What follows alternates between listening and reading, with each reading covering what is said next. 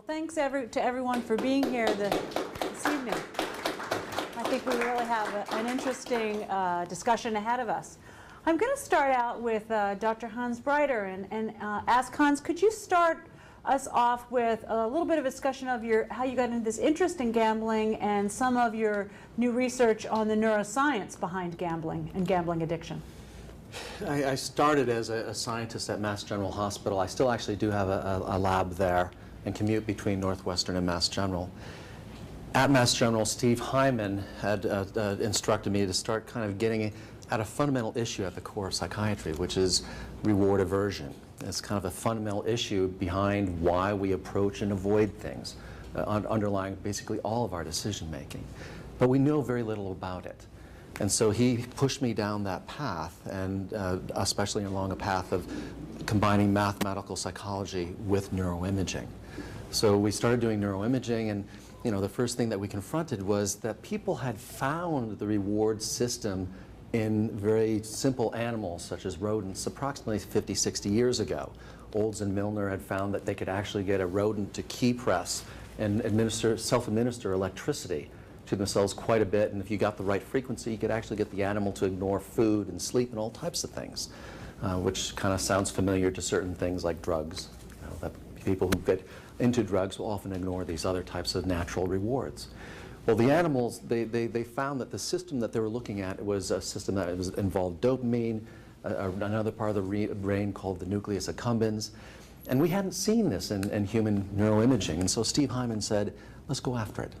Now, we decided that ultimately the best way to do it was to do something similar to what had been done in animals with a lot of, where they'd done infusions of different types of drugs, be able to see the circuitry of the nucleus accumbens be activated with this, especially with electrophysiology. So basically looking at the parts of the brain that light up right. when something good is happening. Right. So we basically designed a kind of crude experiment where we gave moderately high doses of cocaine to cocaine-dependent individuals. Now, this was a very highly regulated experiment. It took us 2 years to get the Institutional Review Board approval to do this. It was highly regulated, highly supervised. We never had a negative consequence. But from this, we were able to actually see the reward system in humans for the first time. Mm-hmm. And what we learned, we could see actually what was there in the rodents. We could see this in the humans. We could separate out what was involved with the rush versus the craving. And this basically opened up a whole avenue of starting to go after not just drug reward, but actually any kind of reward. And so I was talking about these results with another scientist named Peter Schizgal, and he suggested, why don't we try doing something like money? So Peter and I started designing an experiment. Anybody here get rewarded with money?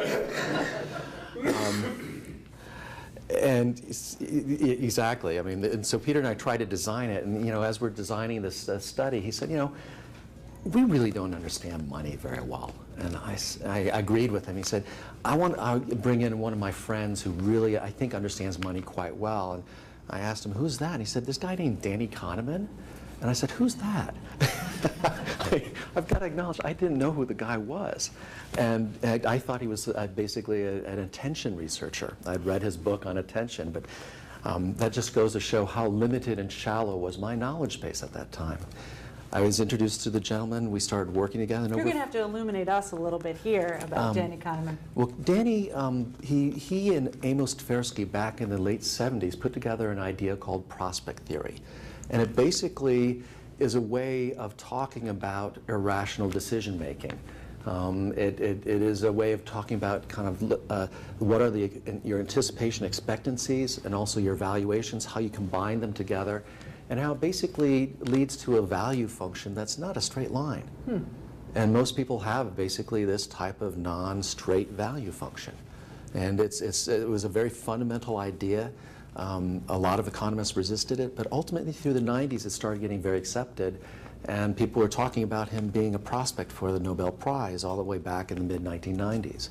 Well, we started working together in 1997. In 2001, we published a work showing that his ideas of prospect theory were hardwired in the brain. Mm-hmm. Okay? And there were some interesting pieces that came out of that, one of which was it basically was kind of the final last piece. He had been very successful in the economics domain. Now you could see it in the neuroscience domain. A year and a half later, he won the Nobel Prize in economics. And this idea of prospect theory is a fundamental kind of roadmap about how the reward aversion system works in all of us. As we were finishing that work, Danny, was intrigued by the old cocaine work, and he said, how different are these? And so Peter Siskel, and he said, why don't you just mix the data together and see if you can separate out who had cocaine as an addict and who had money as a normal control. So let me back up a little bit. So what you're saying is, we came up with this concept, aha, people don't always make rational decisions. Then I think there's a little bit in there also about what we do when we're anticipating a reward, that excitement of anticipation that in fact can become as powerful as the reward. I'm struck of, there's I think a research event with rhesus monkeys given shots of fruit juice, right? And so they pair, was it a sound? I think it's a sound with the fruit juice. So they're sitting there, sound with the fruit juice. When they first get the fruit juice, you can see that part of the brain light up, the reward system, the dopamine neurons get bright and shiny and excited. And then after a while, just like with Pavlov's dog, they notice that even when they just hear the sound before the fruit juice comes, the parts of the brain That's light exactly up. right. So that's that kind of anticipatory high that you start to get when you even begin to think about this great thing coming. So like on Thursdays when your paycheck is on Friday. Right.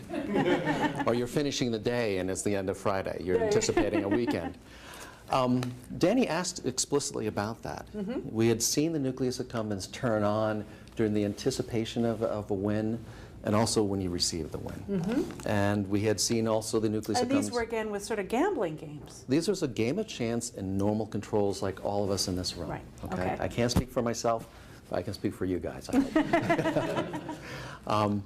We mixed together what was the data from the cocaine addicts before they had their cocaine infusion, where the nucleus accumbens, a part of it was on, and then after, when they had received it.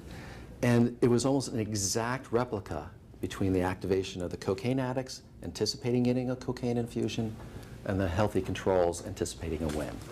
We could not distinguish. So you're basically saying that when the rush that someone gets from a slot machine or winning at roulettes is the same kind of rush that someone gets from cocaine, and the brain lights up in the same way. The brain circuitry activates in exactly the same way.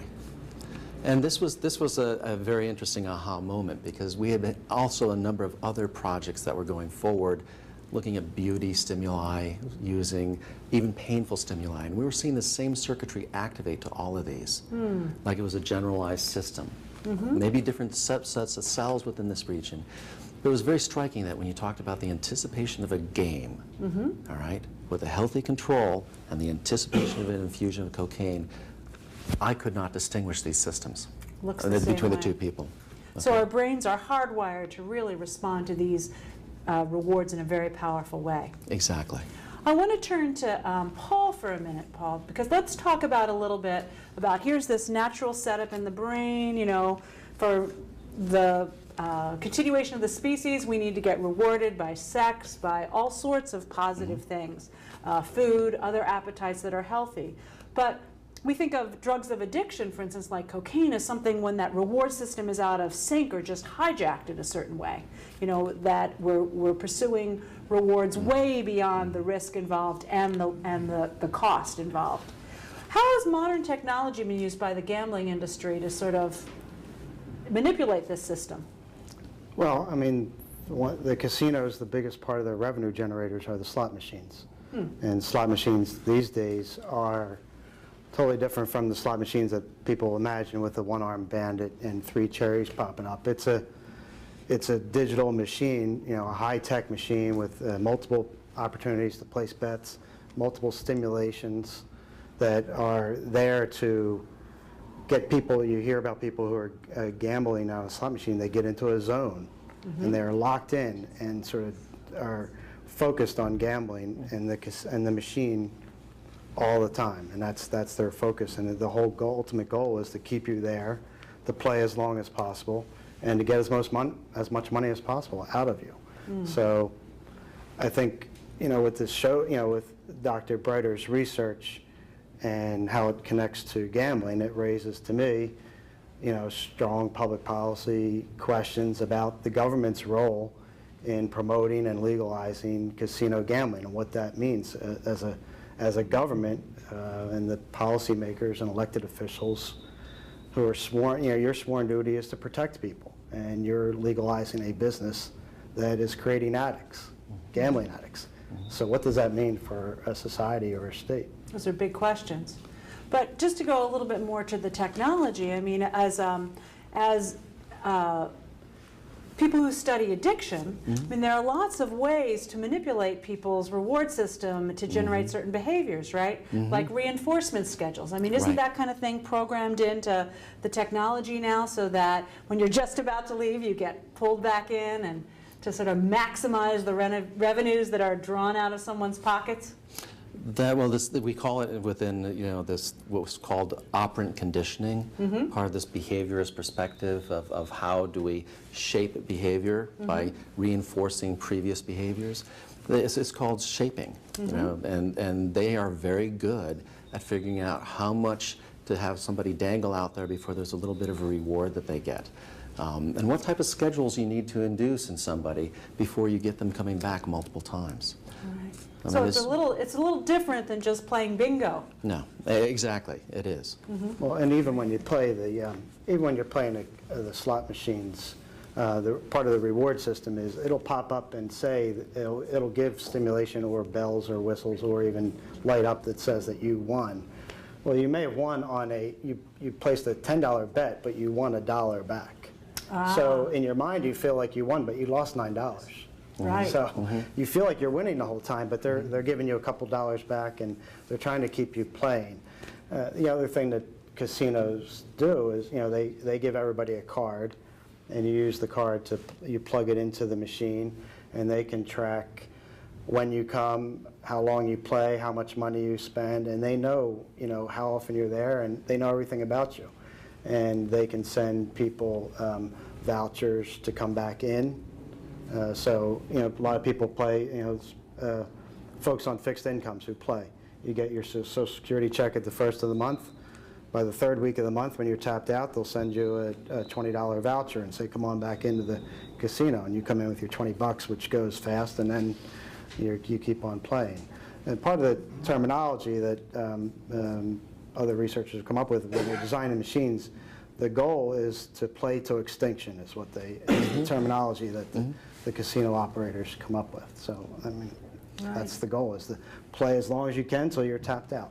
Right. And keep in mind the extinction, I mean, they're using basic terminology from a fundamental set of ideas about the reward system.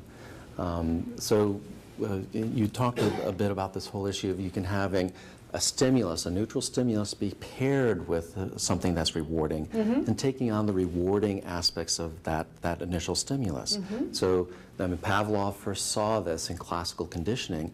They apply these types of ideas, and they will build it up to the point where you get an asymptote, up to a point where that neutral stimulus is as rewarding as the initial stimulus. Okay. So give me an example of what that means in the gambling situation. In the gambling situation, where basically it could be the bells that are going off as you're pushing the button for the slot machine. It could be the little incremental reward that you're getting, $1 for a $10 bet. These types of things. And when they talk about playing to extinction, what they're talking about is playing to the point where that little $1 stimulus or the bells no longer have that strong effect on you. Okay. This is what we do with animals in the lab. They're doing it with humans in real life. So lure you in, keep you going, give you just enough to keep you going a little longer, a little longer, It's a little very longer. sophisticated. Right. Every aspect of a casino, from the way it's designed to the carpet, to the layout of the machines, to the placement of everything, is all about sucking you in, keeping you there, playing forever. It's why the casinos have no windows. It's why they have no clocks. It's why they have little buttons to push to make the cocktail waitress bring you a free drink. They don't want you to get up and leave. It's why they always push to get to be able to smoke inside a casino. In Philadelphia, they have a smoking ban in every public building in the city, except the casino. The casino industry was able to get that written into the law to make sure that everybody can smoke. because the last thing they want you to do is get up and have to go outside and take a break from gambling and think about how much money you've lost, or have your cigarette and keep going. It's gotten to the point now, even in Atlantic City, they're pushing to give out handheld devices that you can get when you come into the casino. So when you want to take a break from the slot machine, if you need to go to the bathroom, or you want to go to the restaurant, you can keep gambling because you can hold on to your handheld device. And there's It's important if there's a long line at the ladies' room. because you might win. I mean, you might win in that 5-minute Right. break. I mean, it could be coming. It's about to break. You know, you miss your big chance. But you know, there's even reports of people who wear diapers to sit at the slot machine because they don't want to get up. And even back to the design and everything about the machines. You know, Natasha Schull, the researcher at MIT, she's an anthropologist, but she studied the design. They actually designed the chairs to enable you to be able to sit for as long as possible, to make it as comfortable as possible. Ergonomic design at its height. The slot machines even have television. They have little mini TVs in front of all the slot machines now. So when you go in there, you see people, in the daytime during the week, you want to be able to watch your soap opera so you don't miss your soap opera and you can keep gambling. If you're into sports gambling, a lot of people have multiple addictions, so they're gambling on sports, so you can watch the football game all day while you're at the slot machine. And when you get up to go to the bar, there's not a bar, there's a slot machine in front of every bar stool. Wow. So, Hans, I want to talk a little bit more about the different sort of states of feeling that come with addiction. There are two that come to my mind as a psychiatrist. One is that kind of real punchy high, like wow, that release that I associate with cocaine and kind of the dopamine reward system. And then there's that other sort of more trance-like, satisfied state that I associate with drugs like heroin and opiates. How do those relate to gambling and the gambling environment and industry?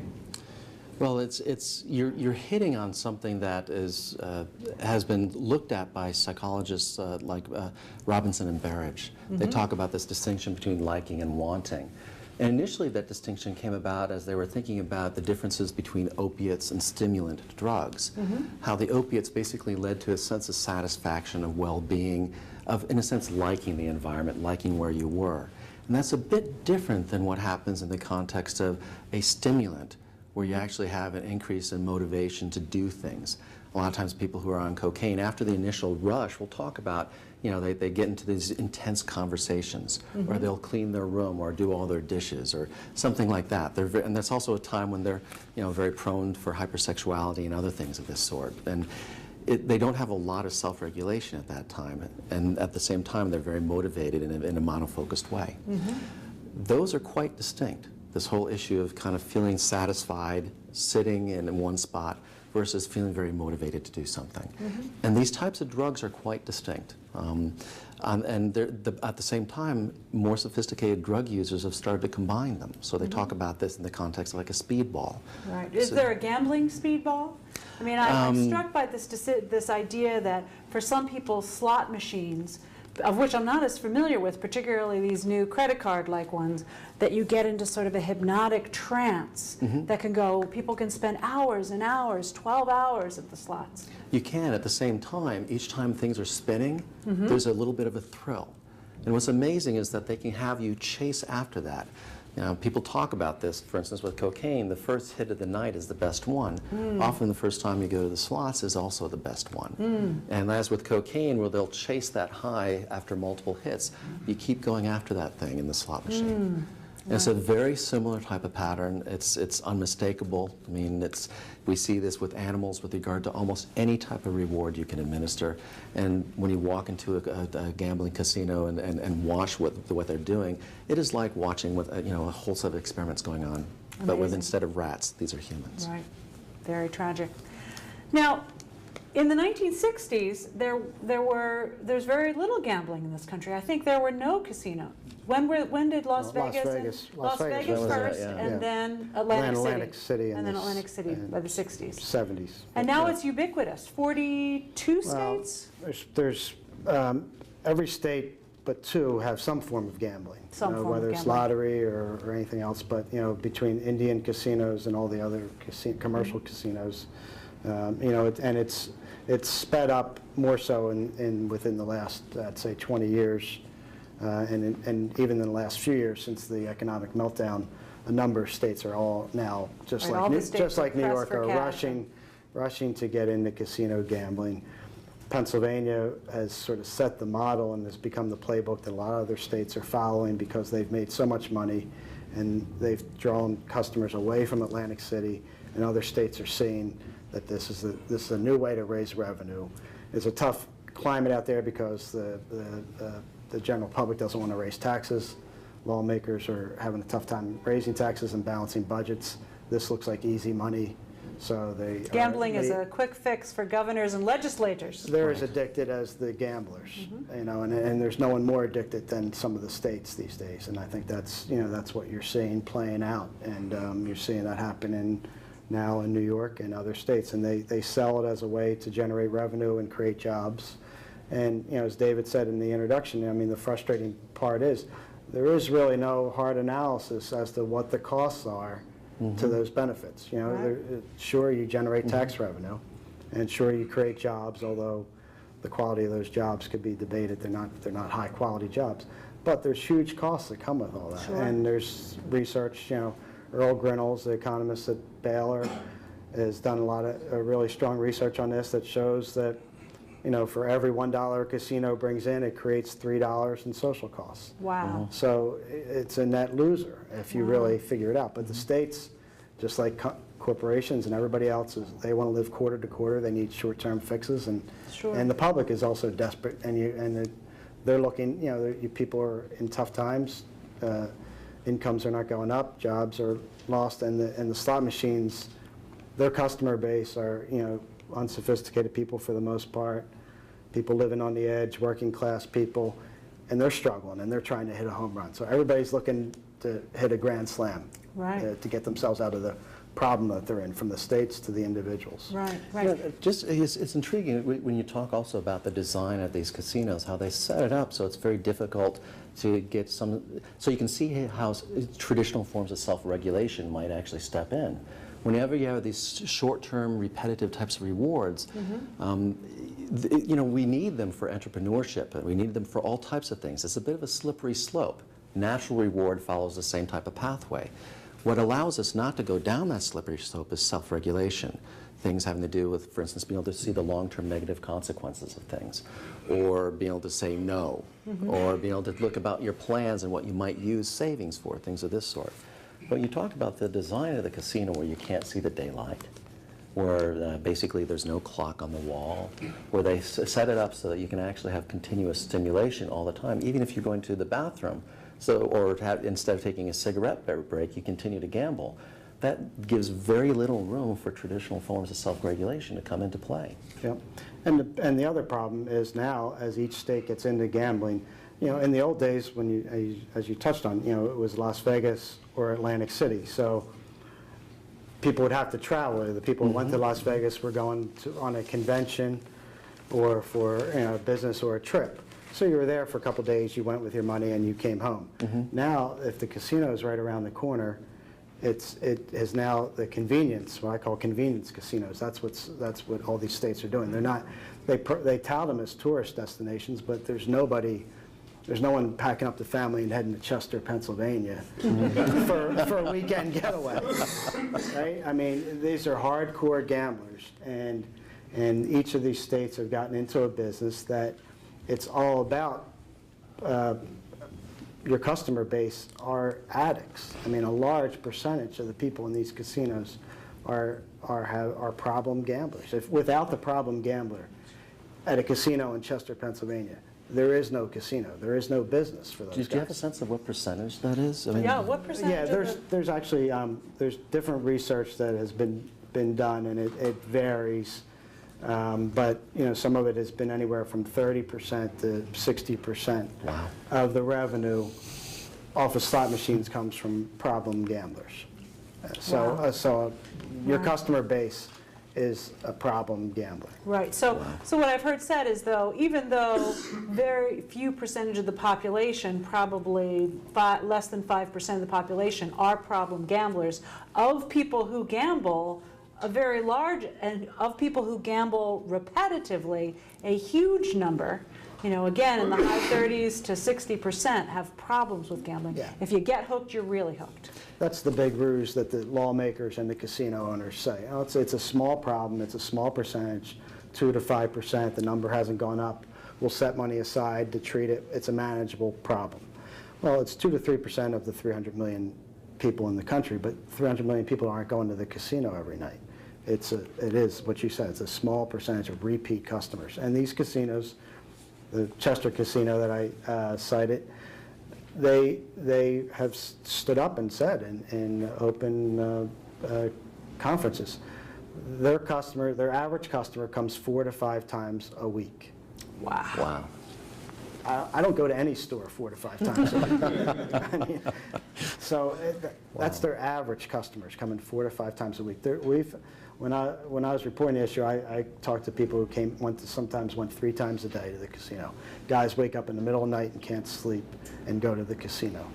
Right. So these casinos and slot parlors, they're not making the majority of their money from entertainment gamblers, from people who are going a couple times a year. Yeah, but if you see the marketing and the commercials, everybody looks like James Bond and his girlfriend. They're in tuxedos and they're having a good time.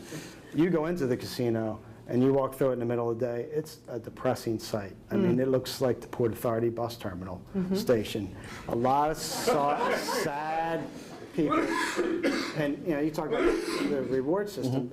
It doesn't, to me, when I walk through it, it doesn't look like anybody's having any fun or getting any rewards. It's sad looking. They're depressed. They're sitting there just aimlessly plowing money into a machine. And you know, most addicts talk about that. The experience of the addiction is actually one of habit. Yeah. And it's what you're describing is very much a process of habit. It's not. It doesn't look like people. But they sell it as entertainment. It's just entertainment, and it's just people out having a good time, and that's what it's all about. And you know, if you win a little bit of money, and people know what they're doing, and you know, it's just like going out and spending money someplace else. But that's not what this business is. It's a totally different. It's a totally different business than I know for some addicts, the initial experience is an initial high, but over time of chronic abuse, it's as though it almost burns out your reward system. Right. And so your new baseline is you're kind of low and depressed at baseline, and you have to gamble just to feel normal, or use your drug just to feel normal. And this is a very important process. There's both this issue that people develop tolerance to the initial drug, okay, or the initial stimulus that's providing that type of rush experience. So there's a piece of tolerance that develops, so it doesn't give you as much of a high as it used to, so you have to up how much you do or how much you take. But there's also this process that when you come off of such an intense high, there's a bit of dysphoria, okay? There's a bit of a crash after any type of intense euphoric experience. And when you're in that type of intense, dysphoric type of experience, that drives people going back to take the drug. And they talk about this as negative reinforcement. You go to the positive experience to undo and cover up that very negative feeling that you have. And this was actually the first model of addiction. It wasn't just this seeking of hedonic reward and the positive experience. It was getting rid of that terrible feeling afterwards. Getting rid of the blues. Yeah. Yeah. So it's clear that a certain proportion of the population are extraordinarily vulnerable to becoming addicted to gambling, and that in fact the gambling industry builds its business model on those folks who are vulnerable to problem gambling and addiction. But let's step outside beyond the severe public health costs of those folks who are problem or addicted gamblers. And what are the broader social costs of gambling to the community, even to those people who aren't addicts? Well, that's the other part that's very disturbing to me as a public policy aspect that doesn't get factored into the equation. The state will talk about all the tax revenue that they're getting from the casino, but they never factor in the offsetting costs. And so, you know, there's lots of research out there that shows that wherever a casino opens within a 25-mile radius, that all sorts of issues, you know, crime goes up, divorce goes up, bankruptcy goes up, suicide goes up. So if you never step inside a casino ever, there's costs borne on you as a taxpayer.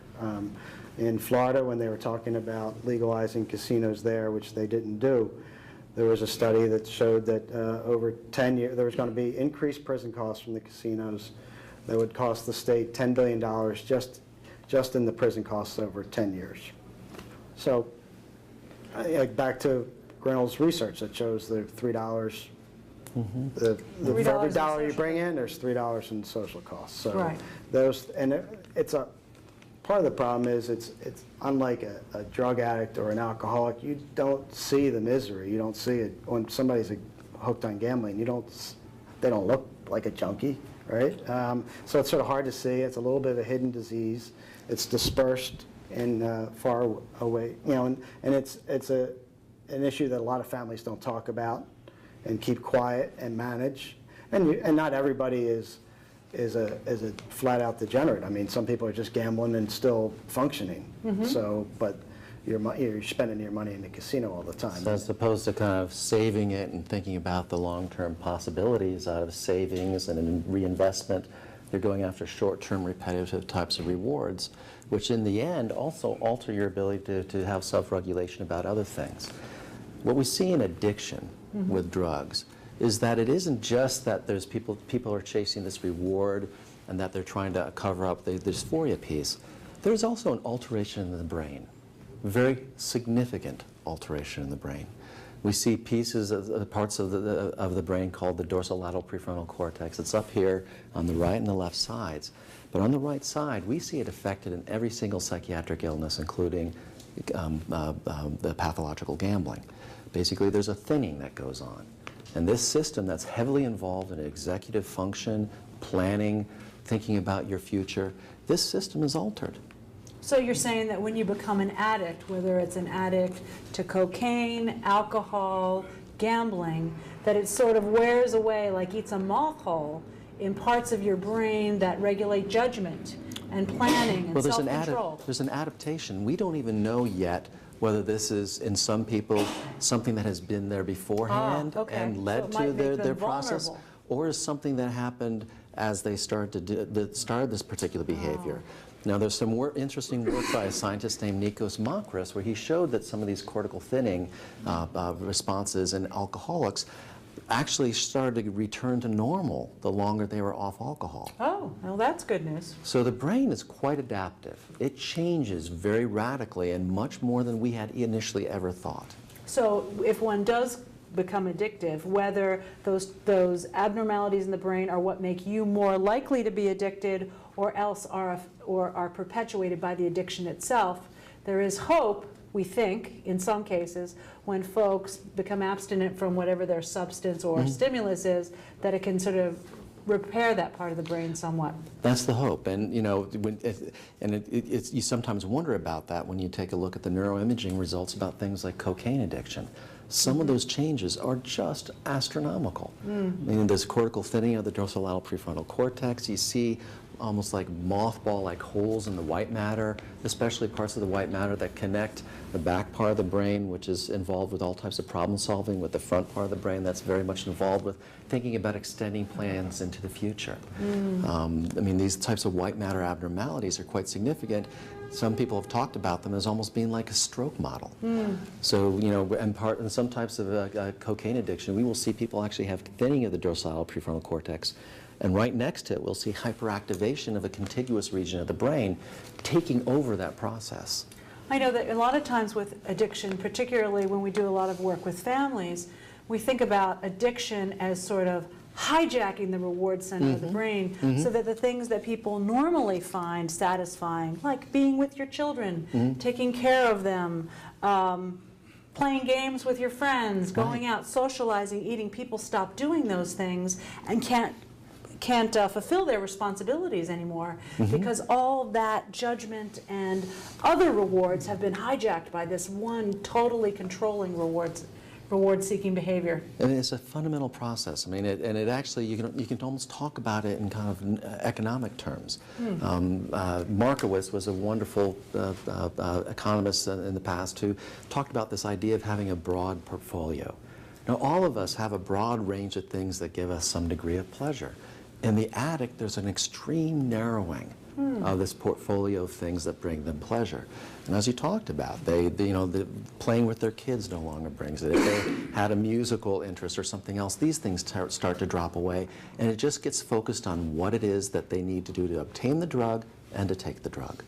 So it becomes very restricted, and we actually see this mathematically with very simple types of experimental psychological tools that have been developed just in the past 5-6 years. Wow. So You also see it play out at the front lines in one of the casinos in Pennsylvania in Ben Salem Parks Casino, but it's happened at casinos all over the country where almost over the course of one summer at this one casino, there was 12 incidents of adults leaving their child locked in the car while they went into the casino to gamble.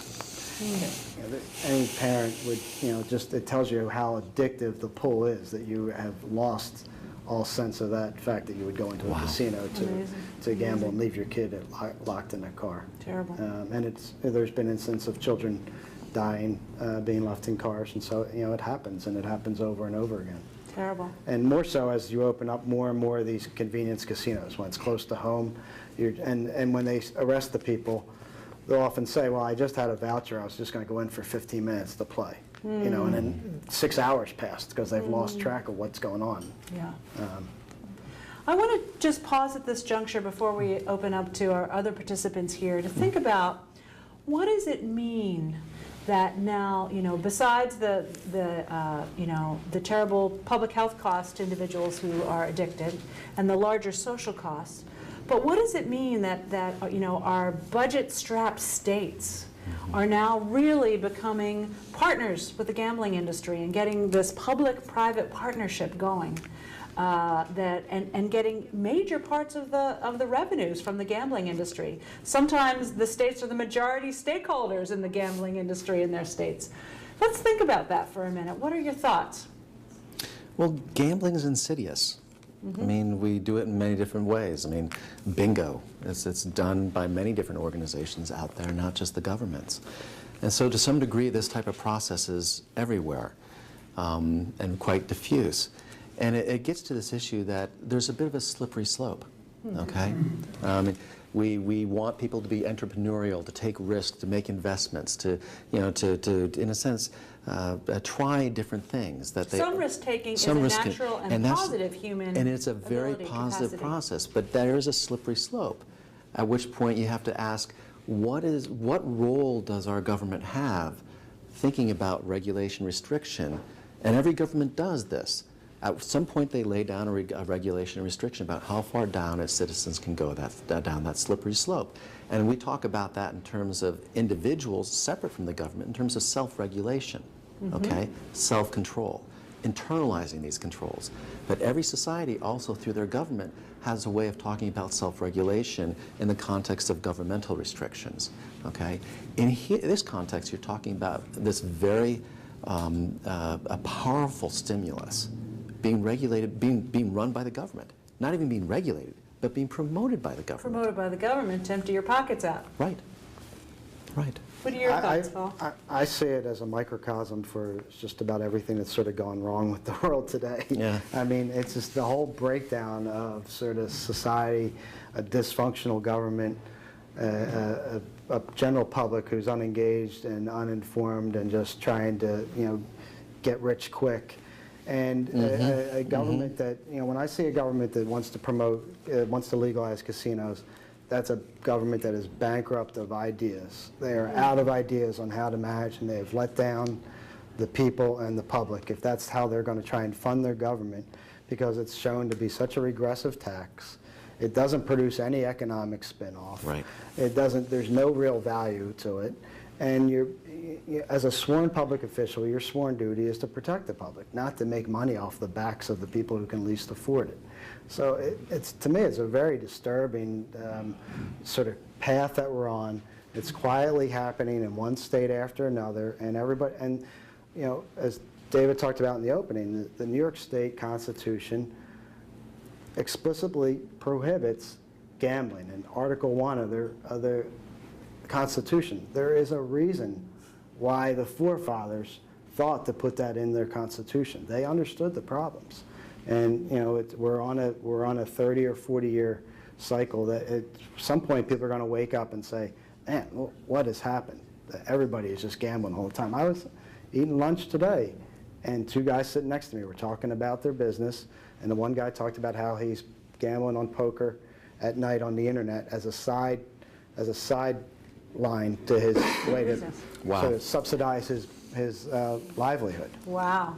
Wow. You know, and the spread of the casinos, the opening of the convenience casinos, a 7-Eleven casino on every corner, is, to me, is just the tip of the iceberg of what is to come, because right behind it is the federal government that wants to legalize internet gambling. And once that comes, you guys could all been playing on your slot machine on your handheld phone the whole time we were talking, and on your laptop, and all day at work, and all day at home, and there's a casino in everybody's pocket. You know, one thing to talk about in this context is that people do tend to overweight very improbable events. I mean, you think about these people buying lottery tickets and things like this, how likely is it that any of them are ever going to win anything? And this is actually something that's encoded in prospect theory. So you can pull out the 1979 paper by Kahneman and Tversky where they talk about this whole issue that we tend to overweight highly improbable events. We also underweight very probable events. So if you take a look, okay, so for instance, our own retirement. Look at how many of us want to try to avoid putting money into retirement, okay? And you know, every time though you see a lottery getting up to having $100 million as a payout, or 150 or 200, it's amazing how many people start buying lottery tickets, or even the most rational colleague who you know knows this goes and buys a ticket. And you know you're not going to win, so why do we do these things?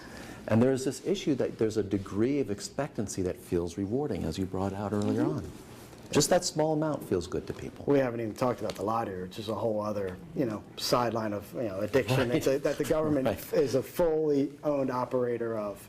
You know, but yeah, you're right, and it cracks me up that people won't buy a lottery ticket when it's $10 million. Like, that's not enough. I'm holding out for the $100 million ticket. Right. $10 million. I'm going to work. But it also, you know, it's a very interesting thing. I mean, you see the advertisements for this kind of like, you know, buy the American dream. Yeah.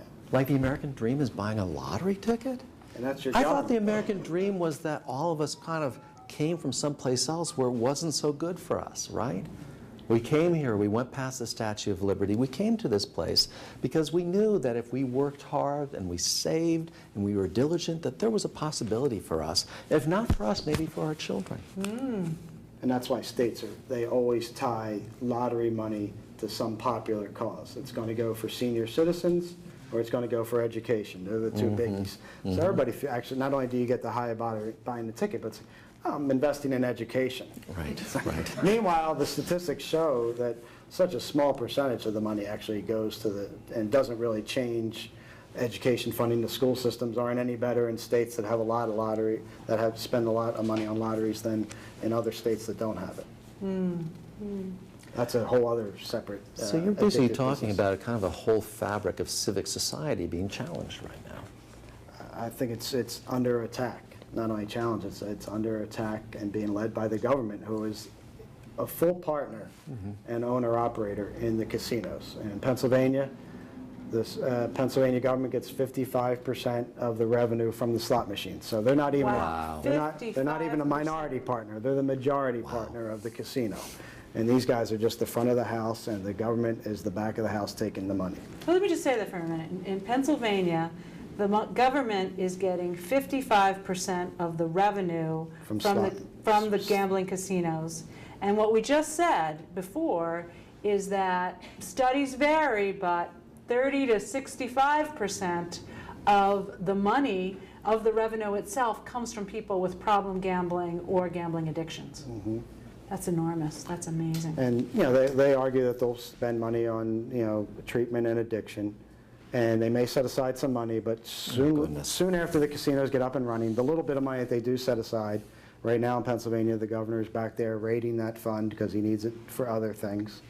The initial reason why they pushed the casinos in Pennsylvania was to support the horse racing industry, and so you got to keep those addicts going too. Interesting. And that money is actually being taken out from the horse racing industry and plowed into just paying just basic government functions. Right. Could I raise a question? I mean, I'm just hearing this, and it's very intriguing to me because there's this whole concept out there of something called a gateway drug.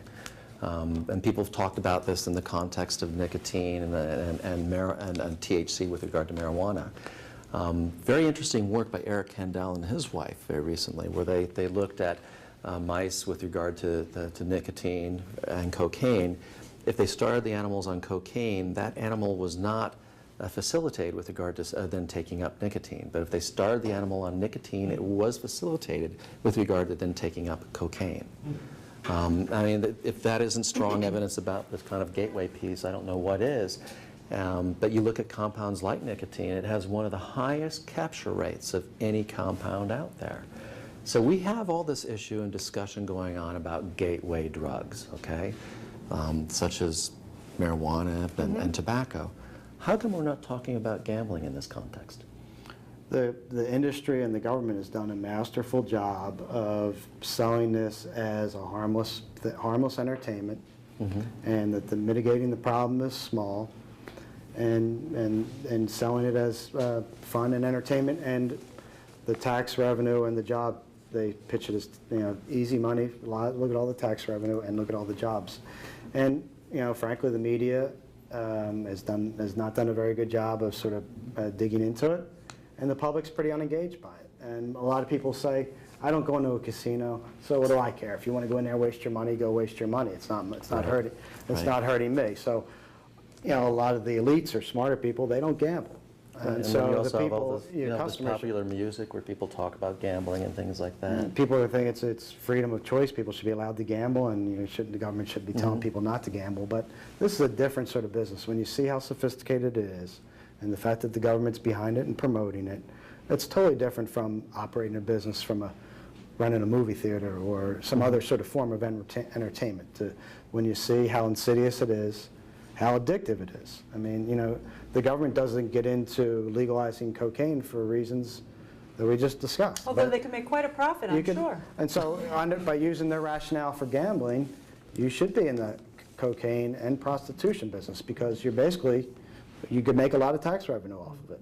Why not legal? I mean, if you're into gambling, why not do the other couple things? Because there's no different. There's no other economic development, no more economic development or jobs getting created from heroin or prostitution than are getting created from casino gambling. So this also talks about a multiplier effect. Most industries have some degree of multiplier, how they stimulate other industries.